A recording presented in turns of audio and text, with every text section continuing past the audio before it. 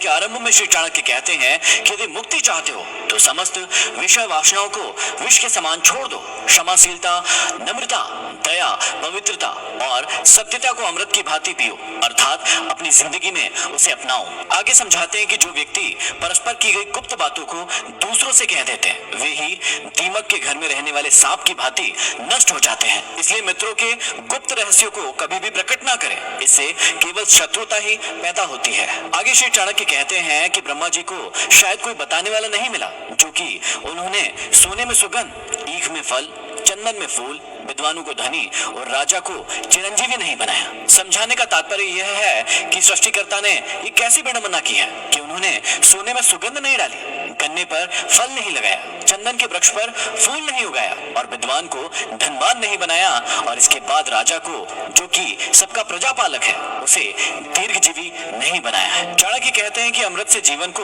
अमरता प्राप्त होती है, भोजन से शरीर को पुष्टि मिलती है, तृप्ति प्राप्त होती है और आंखों के बिना सारा संसार ही अंधकार में डूब जाता है और दिमाग के बिना तो चिंतन ही असंभव है। चाणक्य कहते हैं कि ना तो आकाश में कोई दूत गया, न इस संबंध में किसी से कोई बात हुई, न पहले किसी ने इसे बनाया और ना ही इसका प्रकरण सामने आया।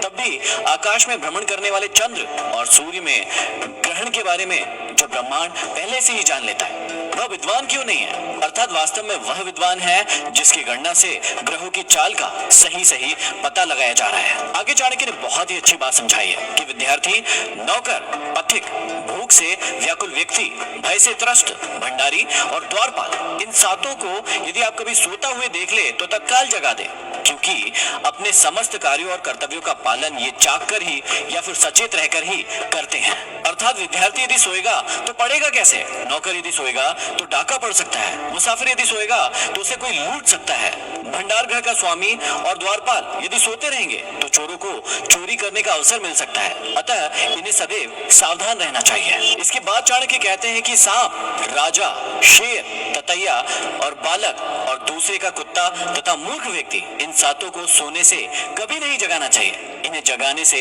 हानि ही हो सकती है। आगे कहते हैं कि जो ब्राह्मण केवल धन के लिए अपनी विद्या को बेचते हैं, ऐसे ब्राह्मणों की विद्या उस सर्प की भांति होते हैं जिसके मुख में विष की थैली ही नहीं है, अर्थात वे किसी को ना तो श्राप दे सकते हैं और ना ही वरदान। आगे समझाते हैं कि जिसके नाराज होने का डर नहीं है और प्रसन्न होने से कोई लाभ नहीं है, जिसके दंड देने या दया करने का सामर्थ्य ही नहीं है, वह नाराज होकर भी क्या कर सकता है? भयभीत उसी से हुआ जा सकता है जिसमें कुछ दंड देने की सामर्थ्य हो। जिसमें ऐसी सामर्थ्य नहीं है उस व्यक्ति से डर कैसा? अपना हानि या लाभ देखकर ही कोई किसी से प्रभावित होता है। विषहीन सर्प को अपनी फन को फैलाकर फुफकार करनी चाहिए, विष के न होने पर भी फुफकार से उसे डराना अवश्य चाहिए। यदि विषहीन सर्प ऐसा नहीं करेगा तो वह अपना बचाव नहीं कर पाएगा, लोग उसे पत्थर मारेंगे। तात्पर्य यह है कि राजा के पास शक्ति चाहे थोड़ी हो पर उसे अपनी शक्ति का दिखावा करके शत्रु को भयभीत अवश्य करते रहना चाहिए।